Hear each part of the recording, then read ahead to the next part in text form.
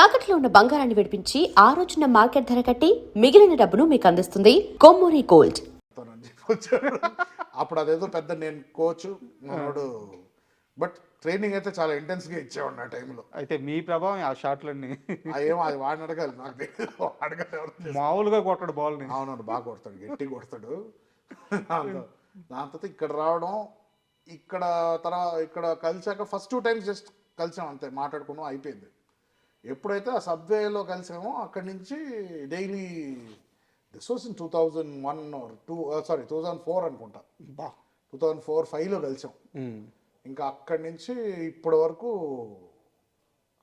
కంటిన్యూస్గా, ఇంకా గ్యాప్ లేదు. సో ఏంటంటే చిన్నప్పుడు అలా చూశాను కదా, సో ఆటోమేటిక్గా ఒక తమ్ముళ్ళలాగే ఉండేది. ఇది వాడు సక్సెస్, నా సక్సెస్ అని నేను వాడిని ట్రైన్ చేయాలి ఆయనకి ఎందుకో వచ్చింది. నాకు చరణ్తో ఎప్పుడు నాకు అలా లేదు. ఓకే, తేజ్ నాకన్నా కొంచెం చిన్నోడు కాబట్టి చిన్నప్పుడు తమ్ముళ్ళలాగే చూసేవాడిని నేను.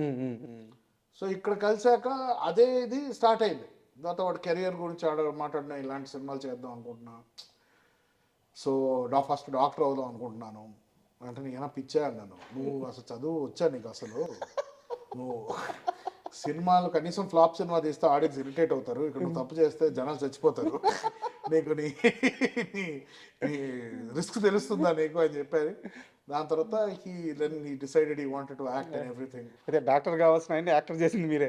నేనేం చేయలేదబ్బా, అంతా వాళ్ళ డిసిషన్ ఉంటుంది, మనం ఎవ్వరు ఏం చేయరు. ట్రాక్ మార్చేసింది మీరే. వాడు నిజంగానే డాక్టర్ అవ్వాలనుకుంటే ఎంతమంది చెప్పినా డాక్టర్ అయ్యేవాడు. వాడు యాక్టర్ అవుదాం అనుకున్నాడని డాక్టర్ని చంపేసాడు వాళ్ళు. స్టెథోస్కోప్తో ఉరి తీసాడు డాక్టర్ని. So it's his decision ultimately.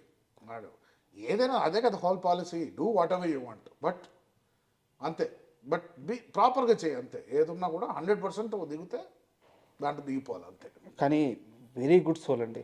అంటే ఫస్ట్ టైం కలుస్తుంటే వాళ్ళు ఎంత చిన్న వాళ్ళైనా, ఎంత పెద్దవాళ్ళైనా, అవును, ఎంత ఆప్యాయంగా దగ్గరికి తీసుకుంటారు, ఎంత ఆప్యాయంగా మాట్లాడతారు. తేజ్ నాకు చిన్నప్పుడు చాలా అండర్ కాన్ఫిడెంట్గా ఉండేవాడు, షై ఎక్కువ, చాలా కొంచెం భయం, షైనెస్ ఎక్కువ. అండ్ చిన్నప్పుడు ఏంటంటే ఆ ట్రైట్స్ ఉండిపోతాయి మనలో.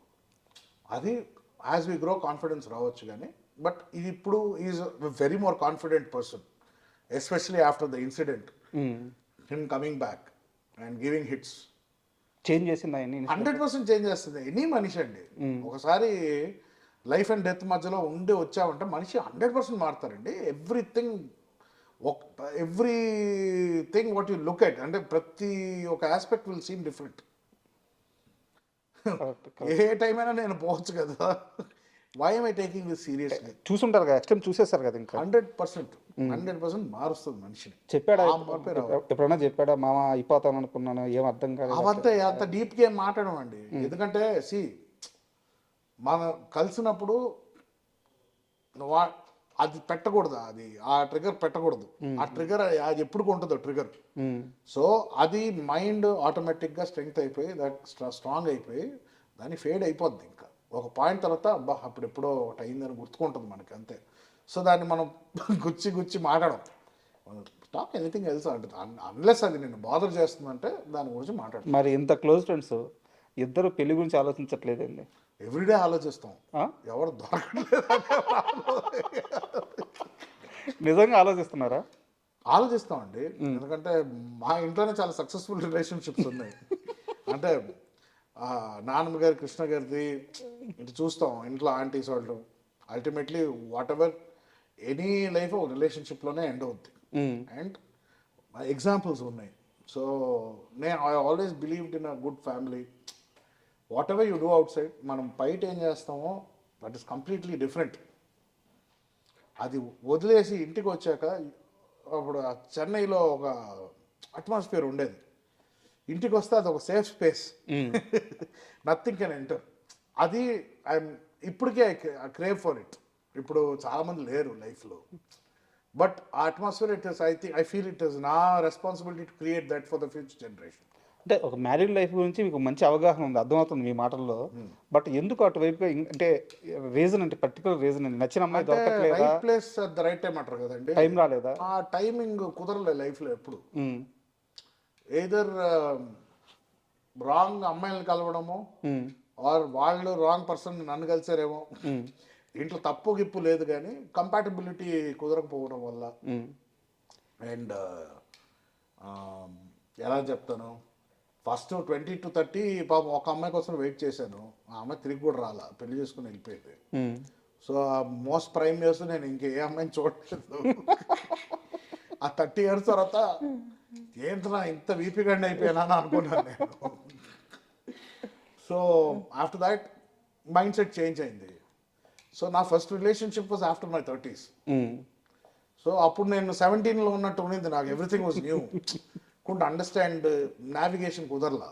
సో కొన్ని వర్కౌట్ అవ్వాలి రిలేషన్షిప్స్. బట్ నాకు తెలిసినంత వరకు, నేను కనుక్కున్నంత వరకు నేను అడుగుతున్నాను, ఆరెంజ్ సినిమా ఉంది కదా, orange movie, orange Ram Charan గారు, అవునవును, మీ లైఫ్ అని చెప్తారు చాలా మంది. యాక్చువల్లీ సరిగ్గా గుర్తులేదు ఆ సినిమా నాకు. అంటే ఏదున్నా మొహం మీద చెప్పేస్తారు, నిజం చెప్పేస్తారు, రిలేషన్షిప్స్ క్యారీ అవ్వవు, బ్రేక్ అయిపోతుంటాయి అని చెప్పేసి. యా అల్టిమేట్లీ నేను అదే కదా, రిలేషన్షిప్ నువ్వు నేను మ్యారేజ్ చేసుకున్నా కూడా నా రిలేషన్షిప్ బాగుందని ఎప్పుడు అంటానంటే డెత్ బెడ్ మీద ఉన్నప్పుడు అంట. అప్పటికి ఇంకా వైఫ్ నాతో ఉందంటే very good relationship, my soulmate. లేకపోతే 50-60 కూడా డివోర్స్ అయిపోయి ఉన్నారు. So I will only trust at the end of the world. At the end of my world ఏదైనా ఇది ఇది ఇది నన్ను కంప్లీట్ చేసింది, దిస్ ఇస్ మై సోల్మేట్, నేను అచీవ్ చేశాను అనేది ఆ టైంలో డిసైడ్ చేయాలి కానీ ఈ టైంలో ఏది. సరే ఇప్పుడు ఓపెన్గా ఒకటి చెప్పండి, మీరు చేసుకోవాలనుకుంటున్న అమ్మాయికి ఉండాల్సిన లక్షణాలు ఏంటి, క్వాలిఫికేషన్స్ ఏంటి? అదే కదండి, నాకు క్లారిటీ లేదు. ఇంకా క్లారిటీ రాలేదా? క్లారిటీ అంటే క్లారిటీ కాదండి, ప్రాబ్లం అంటే అలాంటి లిస్టులు పెట్టుకున్నా అంటే ఎవరు దొరకరండి అలాగా. ఎవ్రీథింగ్ షుడ్ బి మ్యాజిక్ లాగా జరగాల, న్యాచురల్గా అవ్వాలి. ఒక అమ్మాయిని చూస్తే ఎందుకు అమ్మాయి నచ్చుతుందో, ఆ అమ్మాయి doesn't have to be Aishwarya, నేనేదో రితిక్ రోషన్ కాదు కానీ doesn't have to be the most attractive women. కొంతమంది జస్ట్ నచ్చేస్తారు. కరెక్ట్. నేను ఫస్ట్ ఇష్టపడ్డ అమ్మాయి అయితే నార్మల్గా ఉంటుంది అమ్మాయి, బట్ 10 ఏళ్ళు వెయిట్ చేశారు. యా నాకన్నా 4 years పెద్ద అమ్మాయి ఉంటుంది ఆవిడ, బట్ వెయిట్ చేశాను అంతే. అది ఎందుకు అంత నచ్చిందో తను నమ్మలేదు, నేను చిన్నపిల్లకని ఈడేం ఉంటాడు ఇంకొక అమ్మాయిని చూసుకొని యంగ్ అమ్మాయికి వెళ్ళిపోతాడు అనుకుంది, పిచ్చింది. తర్వాత 30కి రియలైజ్ అయింది. 34 వచ్చినప్పుడు నేను 30 వచ్చి అప్పుడు రియలైజ్ అయింది. అప్పుడు పెళ్ళి అయిపోయింది ఇంకో ఎవరితో. ఏం చేస్తావు ఇంకా, కానీ అమ్మాయి వెళ్ళి హ్యాపీ మ్యారీడ్ లైఫ్ అన్నా. సో ఇప్పుడు మనం రాకెట్ మ్యాన్ అంటే ఆ రోజు నా మాట ప్రకారం యాక్టర్గా వెళ్ళాడు కాబట్టి వీడికి ఒక మెయింటెనెన్స్ చేయాలి, ఇవన్నీ చేయాలి కదా. బట్ ఏ నెలకి ఆ నెలకి ఇవ్వడం కాకుండా దానికి ఒక ప్రాసెస్ నెలకి ఇంత అమౌంట్ వచ్చేటట్టు సెట్ చేశారు. అంతే, చాలా దూరం వెళ్ళి ఆలోచించారు. అంటే ఐ థింక్ దానివల్లే నేను కొంచెం మెంటలీ కూడా లేజీ అయ్యాను నా ఫీలింగ్. కోవిడ్ తర్వాత చాలా ఎఫెక్ట్ అయ్యాను ఆఫ్ కోర్స్ లాస్ట్ తర్వాత. బట్ అదే నాకు రేపు మాపు నాకు ఫుడ్ ఉండదు అని ఆలోచిస్తే అంత టైం ఉండేది కాదు నాకు ప్రాసెస్ చేయడానికి. ఐ షుడ్ హ్యావ్ వెంటనే వెళ్ళి ఇంకో ఎడిటింగ్ ఏదో ఒకటి తీసుకొని ఏదో ఒకటి స్టార్ట్ చేసేవాడు. బట్ నాకు ఆ లగ్జరీ వచ్చింది. ఆ లగ్జరీ గిల్ట్గా మారింది మళ్ళీ. పనికిరావు నువ్వు, హ్యాపీ ఎన్ని రోజులు ఇంకా అదే పాకెట్ మనీ. మీకు అభ్యంతరం లేకపోతే ఆ అమౌంట్ చెప్తారా, నెలకి ఎంత వస్తుందో? ఏది తండి 3 to 4 or something becomes 3-4 lakhs. Yeah, crores కాదు, lakhs. బట్ దాంట్లో నాది EMIs. I don't want to say everything. నాకు మళ్ళీ ఇదే డౌట్, మీకు ఈఎంఐ లేదు, మీరు ఇంత పెద్ద సామ్రాజ్యానికి వారసులు. That is the principle. Every time you take anything, ఏదైనా తీసుకున్నా లోన్స్ తీసుకో, banks are there, will give you. Tax కరెక్ట్గా, సిబిల్ బాగుంటుంది, రేపు ఒక ప్రాసెస్ అంటూ బాగుంటుంది. ఫైనాన్షియల్ ప్రాసెస్ అనేది ఉండాలి. So don't step outside the system. మీ కొంచెం గ్రౌండెడ్ ఉంటే రేపు మనకి వెన్ మనకి రేపు మాపో we need help from the banks. ఏదైనా చేయాలనుకుంటుంటే, if I want start a venture, develop relationship with the banks. ఉన్న డబ్బులను అలా తగలబెట్టేసుకుంటే ఎలాగా? Rotation is important. That is any smart parent would do that. Savings, rotation, EMIs, CIBIL is very important in life. So అది 100% ఒక procedure అండి. ఇప్పటికీ finance అంటే నాకు కొంచెం ఐఎమ్ మోర్ క్రియేటివ్ పర్సన్, నేను అట్ సైడ్ ఉంటాను. కానీ ఫైనాన్షియల్ వచ్చేసరికి నాకు చాలామంది అడ్వైజెస్ కావాలి. అంటే తెలిసి ఫ్రెండ్స్ కానీ I take every one's advice, ఏం చేయాలి, ఎందుకంటే నాకు అంత ఐడియా లేదు. బట్ ఇంత ఆస్తిలో సగం % వీళ్ళమ్మ మీ పేరు మీదే ఉందంట కదా? ఉండనేమండి, ఉంటే రేపు అది ఆ టైం వచ్చి నేను మేనేజ్ చేయాల్సి వస్తే నేను మేనేజర్ దానికి, I'm not the owner. I'm always the servant of Vijay Krishna movies అని నేను ఫీల్ అవుతాను. 2,000 కోట్ల వీలునామా ఉంది మీ పేరు మీద. నాకు తెలియదు అండి, నిజంగా తెలియదు. తెలుసుకోలేదా? నాన్న అడగలేదా? ఎందుకు తెలుసుకోవాలి? నాన్న అడగలేదా? ఎందుకు? నేను అది వాడినప్పుడు నాకు ఎందుకు? వాళ్ళు సంపాదించిన వాళ్ళు అది జాగ్రత్త చేయడం మన పని అంతే. నాకు ఒక విషయంలో మీ మీద రెస్పెక్ట్ చాలా పెరిగింది. అంటే మామూలుగానే మీ కష్టం నాకు అర్థమైంది. ఎడిటర్గా నా ఆల్రెడీ కొంత అచీవ్ చేసిన కుటుంబం నుంచి ఒక జల్సా చేయాల్సిన వయసు ఉంది, డబ్బు ఉంది, అంత ఉన్నా సరే మీరు కష్టపడిన తత్వం అంతా చూసిన తర్వాత నాకు మీ మీద రెస్పెక్ట్ పెరిగింది. దానికంటే కూడా మీరు వేరే ఇంటర్వ్యూలో ఒక మాట అన్నారు, నాన్నగారికి పుట్టిన వేరే బిడ్డలు కూడా నా తమ్ముళ్ళే, మేము బ్రదర్సే, వాళ్ళ కేరింగ్ కూడా తీసుకోవాల్సిన సమయం వస్తే నాదే, మేము ముగ్గురం చాలా బాగుంటాము అని చెప్పేసి ఒక మాట. మీ పేరు నాకు 100% రెస్పెక్ట్ పెరిగింది. సో నేను చూసుకున్నప్పుడు మీరు రెస్పెక్ట్ చేయండి. ఆ సిచ్యువేషన్ వచ్చి నేను చూసుకున్నానంటే వాళ్ళని సరిగ్గా అప్పుడు చెప్పండి. అప్పటి వరకు నేను మాటే చెప్పాను, మాట ఇచ్చా, కానీ నేను ఇప్పటి వరకు అది ప్రూవ్ చేయలేదు. ఆ సిచ్యువేషన్ వచ్చినప్పుడు when I succeed in that then you tell me I respect you. But మీరు ముగ్గురు బ్రదర్స్ కదా, కలుస్తుంటారా మీరు ముగ్గురు? Talk on the phone. Mostly second బ్రదర్తో ఎక్కువ కాంటాక్ట్లో ఉంటాను. ఓకే. చెన్నైలో ఉంటాడు. వాళ్ళ రిలేషన్ నాన్నగారితో ఎట్లా ఉంటుంది? బాగానే ఉంటుందండి. ఇది టాక్ రెగ్యులర్లీ. ఆయన నాకన్నా ఎక్కువ డాడ్తోనే మాట్లాడతాడు. వీకెండ్ ఒక రోజు ఫోన్ చేస్తాడు నాకు, సండే ఒక రోజు నాతో మాట్లాడాలి. సో ఒకవేళ మిస్ అవుతే వీక్ డేలో ఒక రోజు కాంపన్సేట్ చేస్తాం. సో అలా మెయింటైన్ రిలేషన్. ఈ loves me a lot, I love him. నాకు అంటే వాడితో చిన్నప్పటి నుంచి పెరిగాను కదా నేను. ఐ వాజ్ 10th స్టాండర్డ్, నేను 7th 8th ఉన్నప్పుడు పుట్టాడు. సో ఆల్మోస్ట్ కలిసే పెరిగాం. అది ఆళ్ళ కొడుకు, స్టెప్ బ్రదర్ ఇవంతా అది రాదు కదా. కలిసి పెరిగినప్పుడు ఆ బంధమే. ఏజ్ని ఎలా చూస్తాను అంతే కదా. ఇట్ ఈస్ అల్టిమేట్లీ చాలా మంది ఇప్పుడు మన పెట్స్ని తెచ్చుకుంటాం ఇంటికి, వాళ్ళకి మనకు బ్లడ్ రిలేషన్షిప్ లేదు, మన బ్రీడ్ కూడా కాదు. అంతే కేరింగ్ నేచరు. ఆబ్వియస్లీ నేను తేజాని నేను ఒక ఇన్ వే ఒక సన్ లాగే చూస్తా నా బ్రదర్స్ని. నాకని చాలా చిన్నోళ్ళు, బిగ్ బ్రదర్ అయినా కూడా అలాంటి ఒక దీంట్లో చూస్తాం. సో ఎప్పుడు ఆ కాంపిటీషన్ ఇవన్నీ కాదు. సో అదే when they look up to me I will give everything. But ఇక్కడ ఒక సన్నటి లైన్ ఉంది. నాన్నగారి పనుల్లోకి మీరు ఇన్వాల్వ్ కాకపోవడము, ఆ లైను పట్టుకొని ఇద్దరు పరిధిలో, అంటే తండ్రి కొడుకులే బట్ ఇంత పెద్ద వ్యవహారాన్ని నడిపేటప్పుడు ఏంటంటే ఒకరికి ఇచ్చేయాలి, ఒకరిని ముందు పెట్టాలి, ఒకరి వెనకాల ఉండాలి. సో అది ఎలా మ్యాచ్ చేసుకున్నారు? ఎలా కుదిరింది? అది న్యాచురల్గా కుదిరింది. He is a very efficient man. అన్నీ చూసుకున్నారు. పొద్దున్న లేచిన దగ్గర నుంచి ఈవినింగ్ వరకు ఆయన ఎంతసేపు పడుకుంటారో ఆయనకే తెలీదు, కానీ కంప్లీట్ చేయాలంటే టాస్క్ కంప్లీట్ చేస్తారు.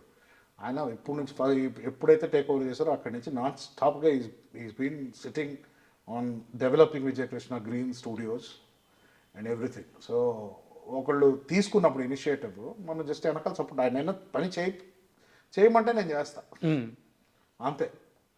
సో దాంట్లో ఎప్పుడు రెండు తలకాయలు ఉండకూడదు బిజినెస్లో. ఒకళ్ళు లీడ్ చేస్తున్నారంటే కరెక్ట్, ఒకడే, ఇంకొకళ్ళు వచ్చారంటే ఉన్నది కూడా పోకూడదు, చెడగొట్టుకుంటాం. అంటే ఇక్కడ నాకు అర్థం కాదు ఏంటంటే చాలా చిన్న చిన్న లిమిట్ ఆస్తుల దగ్గర సినిమా సెలబ్రిటీకి సంబంధించిన వారసులు పిల్లలు మీడియా ముందుకు వచ్చి గొడవలు పడతా తల్లిదండ్రుల మీద, అన్నదమ్ముల మీద రకరకాల ఇష్యూలు అవుతూ ఉంటాయి అన్నమాట. సో ఇన్ని వేల కోట్ల రూపాయల ఆస్తులు ఉన్నా కానీ ఏ రోజు విజయ నిర్మల గారి కుటుంబం నుంచి ఒక్క మనిషి మీడియాకి ఎక్కువ, రోడ్డుకి ఎక్కువ, ఆస్తి విషయంలో ఒక్క మాట ఒక్క సందర్భంలో మాట్లాడిన సందర్భమే లేదు. సో అది పెంపకం నుంచి వచ్చింది అనుకోవచ్చు. అంతేనండి, అంతే అనుకోవాలి, ఇంకేమనుకుంటాను. నచ్చుతుంది అంటే సోల్ క్యారియర్ గ్రాండ్ మా భుజాల మీద మొత్తం ఫ్యామిలీని మోస్తుంది. సో ఇప్పుడు ఏంటంటే ఆ ఒక పేరుని నిలబెట్టడం మన బాధ్యత, కానీ దాన్ని ఇప్పుడు తీసి మనం 100 రెట్లు చేసేది ఏం లేదు. ఆవిడ చేసిందే గ్రేట్, దాన్ని ప్రిజర్వ్ చేసుకొని మనం పర్సనల్గా ఏం చేసుకున్నాం అనేది గ్రేట్ ముఖ్యం. సో ఇక్కడ పిక్చర్లో నేను అనేది ఉండదు. కృష్ణ గారు, నిర్మల గారు వాళ్ళే. What ever I do is below that. నేను సపరేట్గా ఏం చేసుకుంటాను, డాడీ ఆయన ఏం చేసుకుంటారో ఇట్స్ హిస్ డిసిషన్. సూపర్. మీ ఇద్దరు ఎక్కువ మాట్లాడుకుంటారా? కలిసినప్పుడు మాట్లాడతాం, చాలా తక్కువ కదా. ఆయన ఎక్కడ బిజీగా ఉన్నాం, నేను నా పనిలో ఉంటాను. ఇలా ఆఫీస్ టైంలో ఇలా వచ్చినప్పుడు మాట్లాడుకుంటాం, అన్ని డిస్కస్ చేస్తారు. ఆయన టైం టు టైం ఫోన్ చేస్తారు, అప్డేట్ అయినా ఉందా, ఒకవేళ లేకపోతే ఏదైనా హ్యాండిల్ చేయాలంటే ఇలాంటివి ఏదో చిన్న చిన్నవి ఉంటాయి. ఫ్యామిలీలో ఏదైనా మీటింగ్స్ ఉందంటే ఎవరన్నా కలవాలంటే కలుస్తుంటాం. ఇప్పుడు మహేష్ బాబు గారు రాజమౌళి గారితో మూవీ చేస్తున్నారు.